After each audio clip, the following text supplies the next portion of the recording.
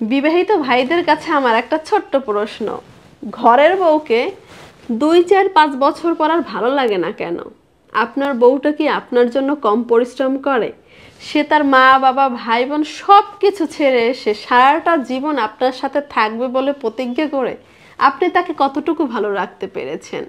আমার কথাগুলো হয়তো এলোমেলো হচ্ছে, আমি হয়তো আপনাদেরকে গুছিয়ে বলতে পারতেছি না। কিছু কিছু পুরুষ মানুষ আছেন যারা নিজের ঘরের বউকে 1 বছর 2 বছর খুব ভালোবাসেন, আদর যত্ন করেন, বউ যা বলে তাই শোনেন, বউ যখন উঠতে বলে তখন ওঠেন, বসতে বলে তারপরে বসেন। কিন্তু যখনই 5 বছর হয়ে যায় তখন বউটা পুরনো হয়ে যায়। আপনার বউ কিন্তু আপনার সংসারে থাকার জন্য যথেষ্ট পরিমাণে চেষ্টা করে, কিন্তু আমার প্রশ্ন হচ্ছে, আপনার সেই বউটাকে কি ভালো লাগে না? যদি ভালোই না লেগে থাকে তাহলে বিয়ের আগে কেন সেই মেয়েটাকে বলে দেন না যে তোমার সাথে আমি 5 বছর খুব সুখে শান্তিতে সংসার করব, তারপর আর করতে পারবো না, তারপর আর ভালো লাগবে না। একটা মেয়ে, আপনারা হয়তো পুরুষরা জানেন না, কিন্তু একটা মেয়ে অনেক স্বপ্ন নিয়ে তারপর একটা ছেলের ঘরে আসে, অনেক স্বপ্ন নিয়ে। কিছু কিছু মেয়েদের হয়তো সেই স্বপ্নগুলো পূরণ হয়, কিছু কিছু মেয়েদের হয়তো হয় না। যাদের হয় না তাদের হয়তো এই ভাগ্যটাই খারাপ, যেখানে অনেক আছে শ্বশুর শাশুড়ি জ্বালায়। একটা কথা আজকে আপনাদেরকে বলি, শ্বশুর শাশুড়ি যে যন্ত্রণাটা দেয়, যে কষ্ট দেয়, ননদ ঝা এরা যারা যে কষ্টটা দেয় না, ওর থেকেও দ্বিগুণ কষ্ট হচ্ছে স্বামীর দেয়া কষ্ট। এই পৃথিবীতে একটা মেয়ে সব কষ্ট সহ্য করতে পারে, কিন্তু স্বামীর দেয়া কষ্ট এটা কোনোদিনও সহ্য করতে পারে না। আপনাদের কাছে দয়া করে অনুরোধ করে বলবো যে কোনো মেয়েকে বিয়ে করে নিয়ে এসে তাকে প্রয়োজনে, একটা মেয়ে যখন বিয়ে করে, সব মেয়েরা কিন্তু এক না, আমি সব মেয়েদের কথা বলতে আসি না, কিছু কিছু মেয়েকে আপনি বলবেন, অনেক স্বামীরা আছে খুব ভালো, কিছু কিছু মেয়েকে আপনি বলবেন যে তুই তোর বাবা মা সব ত্যাগ করে দে, তুই আমার সাথে থাক, আমি তোকে রাজরানী করে রাখবো। দেখবেন সে সব কিছু ত্যাগ করে দিয়ে আপনার সাথেই থাকবে রাজরানী করে রাখার লোভে। কিন্তু আপনি যদি কষ্ট দেন, আপনি যদি তাকে আঘাত করেন, তাহলে সেই মেয়েটা কোথায় যাইবে বলেন? আমাদের মা বাবা আমাদেরকে অনেক যত্নে আদরে, আপনাকে যেমন, আপনি একটা ছেলে মানুষ হয়ে আপনাকে যেমন খুব আদর যত্নে বড় করছে না, অনেক সুখে শান্তিতে রাখছেন, আপনি যখন যা চাইছেন তাই দিয়েছেন না, আমরা যে মেয়ে না, আমাদেরকেও কিন্তু ঠিক ওই একইভাবে আমাদের খুব আদর যত্নে ভালোবাসায় বড় করছে। কিন্তু সেই ভালোবাসাটা না আমরা স্বামীর ঘরে এসে বেশি দিন পাই না। এটার অপরাধ কোথায়?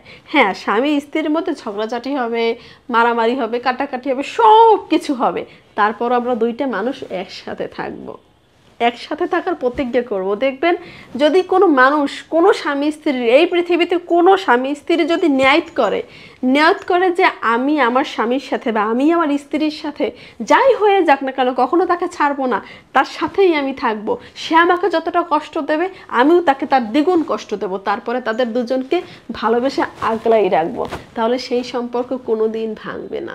একটা মেয়েকে বিয়ে করার আগে এইটা নিজে নিজে প্রতিজ্ঞা করবেন যে আমি আমার স্ত্রীকে কোনোদিনও কষ্ট দেব না, আমি আমার মা বাবা ভাই বোনের কথার কারণে আমি আমার স্ত্রীকে কষ্ট দেব না। যদি এই প্রতিজ্ঞা করতে পারেন তাহলে আপনারা বিয়ে করবেন। আর যদি এই প্রতিজ্ঞা করতে না পারেন, যদি মনে করেন যে বছরের পর বছর বউ চেঞ্জ করব, কারণ আমার যখন টাকা পয়সা ধন সম্পদ অনেক কিছু হয়ে যাবে তখন তোমার বউয়ের অভাব হবে না, আমি তো অনেক বউ পাবো, এই যে আমার বাড়ি ঘর দুয়ার আছে এগুলো নিয়ে আমাকে 100টা বিয়ে দেবো, আমার পরিবার আছে, আমার মা বাবা আছে, আমার ভাই বোন আছে, তারা দেখে শুনে আমাকে আবার বিয়ে করাবে। একটা গেলে তো কি হবে, এই যে একটা যাবে, সেই একটা মেয়ের কথা কখনো চিন্তা করেন? সেই মেয়েটা কতটা কষ্ট পায়, কতটা স্বপ্ন নিয়ে, কত স্বপ্ন নিয়ে, কত পরিশ্রম করে আপনার এই ঘরটারে সুন্দর করে সাজায়, একবারও চিন্তা করেন?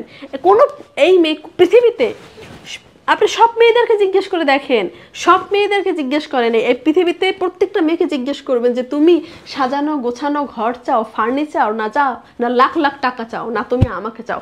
আমার মনে হয় প্রত্যেকটা মেয়ে উত্তর দেবে যে আমি আমার স্বামীকে চাই, কারণ আমার স্বামী যদি আমার সাথে থাকে তাহলে আমি লাখ লাখ টাকা পাবো, এই ফার্নিচার, এই ঘর, এই সংসার, আমি সব কিছু আবার সাজাইতে পারবো। একটা মেয়ের মনের অবস্থা বোঝার মতন ক্ষমতা কজন পুরুষের থাকে? কোনো পুরুষের থাকে না। তাই দয়া করে ভাইদের কাছে অনুরোধ করব, আর যাই করেন না কেন নিজের বউটারে কষ্ট দিয়েন না, কারণ সে সব কিছু ছাড়িয়া আপনার কাছে আসছে একটুখানি ভালোবাসার জন্য। ভাই, অনেক মেয়েরা আছে তাদের চাহিদা কম, তারা কিছু চায় না, তারা চায় স্বামীর সাথে হাসি খুশি ভাবে ভালোভাবে জীবনটা পার করবে। এটা তাদের অপরাধ না। স্ত্রীকে ভালো রাখা হচ্ছে স্বামীর অধিকার, একটা দায়িত্ব। এই ভুলটা আপনারা করবেন না।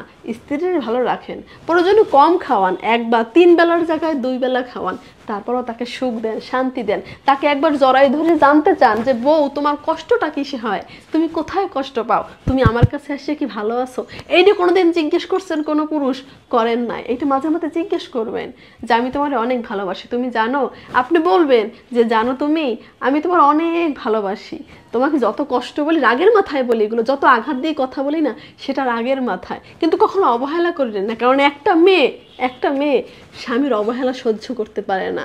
তার মা বাবা, সেই মা বাবা যদি তাকে অবহেলা করে তাহলে সে সেই কষ্ট সেটা সে ভুলে যায় যখন স্বামীর ভালোবাসা পায়। একটা মেয়ে সব কিছু ছাড়িয়ে স্বামীর কাছে আসে।